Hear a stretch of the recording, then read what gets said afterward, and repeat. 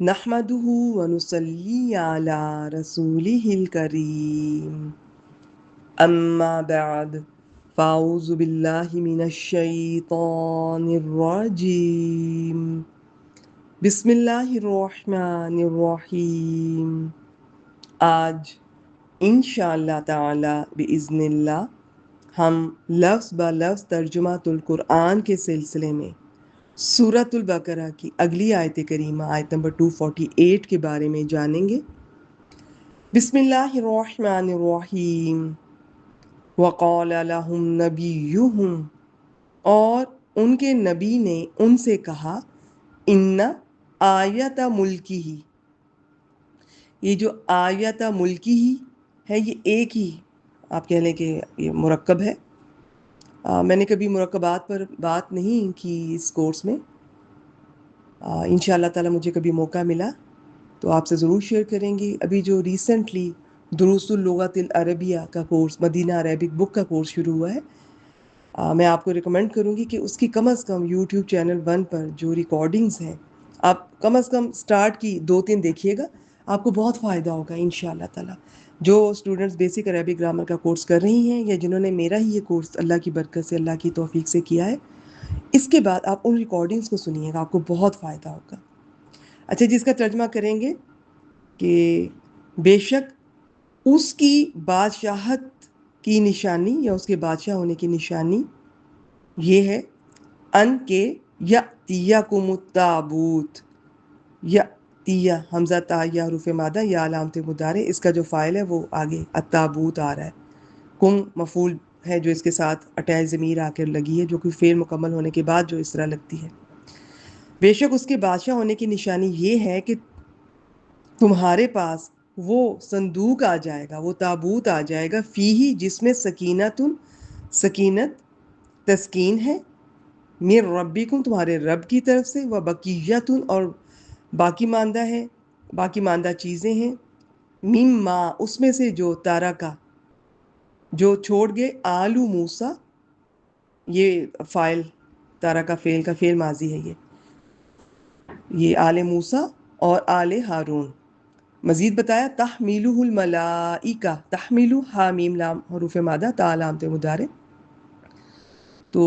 اس طرح سے ہوگا کہ فرشتے اسے اٹھائے ہوئے ہوں گے۔ انا فی ذالک، بے شک اس میں، لآیتن، یہ زبر والا لام، یہ اب ویسے ہی لام تاکید ہوتا ہے، انا کے بعد آئے تو لام مزاحلقہ، دھکیلا ہوا، ڈسپلیسڈ لام، بے شک یقیناً اس میں البتہ نشانی ہے، لکم تم سب کے لیے، یقیناً اس میں تمہارے لیے یقیناً ایک نشانی ہے۔ دیکھیں انا کا میں نے بے شک کے ساتھ ترجمہ کیا، اس کا الگ سے کرنا ہے، لام تاکید جو اس وقت لام مزاحلقہ کہلایا جا رہا ہے اس کا ترجمہ الگ سے۔ بے شک اس میں تمہارے لیے یقیناً ایک نشانی ہے، کیوں کہہ رہی ہوں؟ زور ہے اس میں، خالی انا آ جاتا تو بھی بہت زور تھا، اس کے ساتھ لام تاکید آ گیا، ڈبل تاکید ہوگی، ڈبل زور۔ بے شک اس میں تمہارے لیے یقیناً ایک نشانی ہے، ان کنتم مؤمنین، کنتم فعل ماضی ہے لیکن ان کی وجہ سے ہم ترجمہ یہ کریں گے اس طرح سے، اگر تم مومن ہو۔ بنی اسرائیل کا حوصلہ بڑھانے کے لیے اور طالوت کی بادشاہت پر یقین میں اضافے کے لیے نبی نے طالوت کے بادشاہ مقرر ہونے کی ایک نشانی بیان فرمائی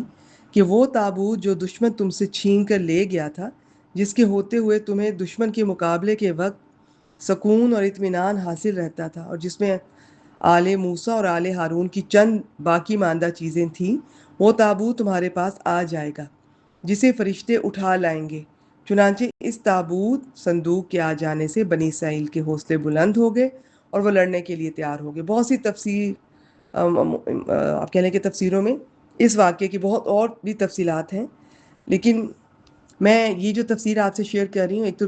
ریکارڈنگ مختصر ہوتی ہے، مجھے مختصر اور اوتھینٹک ون شیئر کرنی ہوتی ہے،